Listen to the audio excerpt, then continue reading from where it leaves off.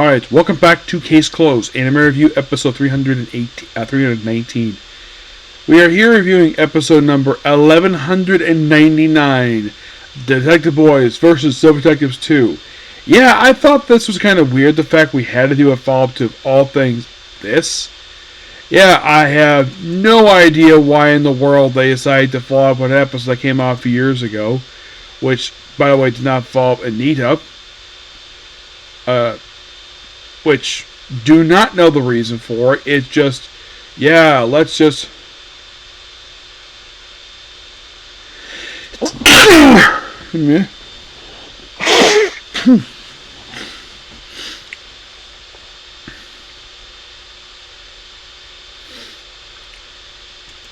Yeah, don't know why. Basically, it just the 5 detective boys with Nita here because half the time I remember, oh yeah, she's here, and then. Okay, so apparently episode 1201, unconfirmed, basically this could be actually episode itself, it's I Am the Culprit.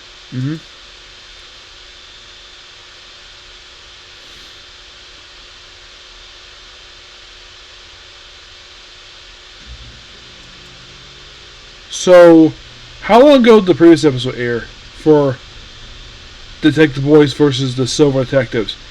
This aired like almost 11 years ago. And there's a mild reference to what happened. I think that one of them got arrested. Yeah, I remember correctly that there was one member of the senior detectives who was injured in that one. He got arrested. There's no mention of that one per se. The only thing they do bring up here is when Tagag and Kale meet with these characters later. Wire's here too. Is the fact they destroyed a crime scene. Yeah, as for the reason why we had to bring these characters back, I don't know. It's been over a decade. Now, I, of course, basically wasn't watching this episode when it originally aired. Basically, the sequel to the episode that not new aired recently. Oh, no. This is one I bench-watched. Yes. Back in 2019. And because basically binge watching this show took me 6 freaking months to get through, it kind of screwed up my review stuff. So basically with this, because of that, I decided to stop doing 100 plus episode anime, unless of course basically if it is like that, just do season at a time, not just do all at once per se. So they meet with the 3 again. Well, it used to be 4, but now there's 3 because one got arrested for committing a murder. So they find a cat, and of course, basically, we have kind of 2 different cases going on here. We have one looking for a husband, which they think, oh, possibly there's another case going on here with this guy, which they think he might be involved, but no, not really. Think, oh, maybe this body is. They find this body in this guy's yard later. They go, husband, nope, not the husband. And then they investigate the bones, and it turns out it's someone from the Edo period.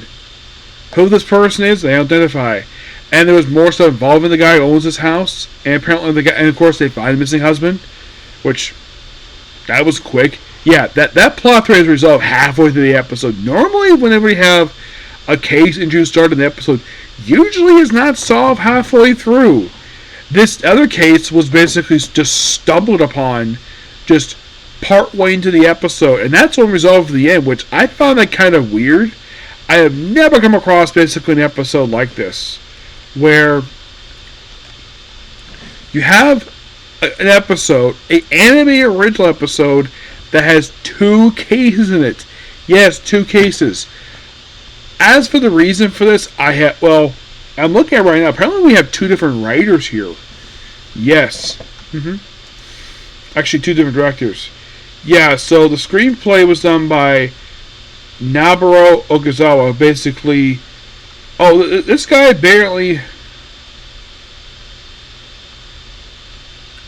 he has written a lot of episodes. Basically, a lot of the original cases. Now, you're probably thinking, did he write the previous one, the sequel to? Yes. Yes, he did.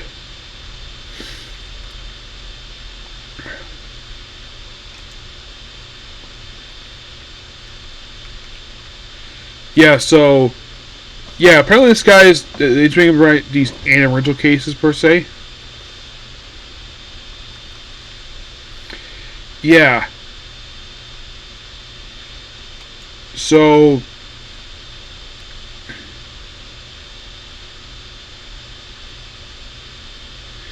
they find the purse pretty quickly.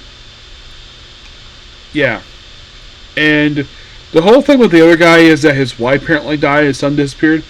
And it turns out the son's actually dead. Yeah.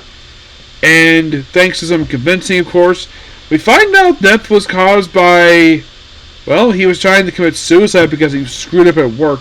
What the screw up was, don't know. What his job was, don't know. Apparently he's 27 years old, lives at home. Which, not unusual there.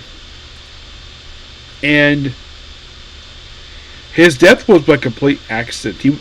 The guy was trying to stop his son committing suicide, and he gives a case to cover up his own son's death, and doesn't tell his wife about it. And from what I can tell, he's probably not arrested for murder. It's more probably a manslaughter charge. Yes. So he probably saw some jail time. Probably not a lot per se, but he probably lived many days at his house. And also the fact he was offered to sell his house, but he turned it down because of the two memories of his wife there. But this was an okay episode per se. Do I think they should remake the Silver Detectives? No. Not necessary. I don't think it's necessary to bring these three back at all. It's completely unnecessary. Because we don't need another rival detective group with basically detective boys. They're fine, screw up its case on their own, and I'd rather these three not come back. I hope this is their final appearance. Other average cases, I don't mind a lot of the time. Basically, do sequels to this one. No, I tend to question of why in the world, like of all the ones to do a sequel to, why do one that came out over a decade ago? Because the ones in the last few years, they tend to be something that came out like a year or two. I think the longest gap we actually had prior to this one was actually like 3 years. This was the longest gap between animated episodes. 11 years! 11! You're probably thinking like, why didn't it do any sooner? My guess is that the reason why they probably did this because I guess somebody wanted to bring back these three characters so badly, so they probably had to bring these in for this one-off case. Yeah, that's my guess anyways. Okay, so that's pretty much it for today's video. Please be sure to like, comment, subscribe to notifications. Next up we have is one Comic Corner for tonight. That's all I have time for tonight, so I'll see you all in a bit. Okay.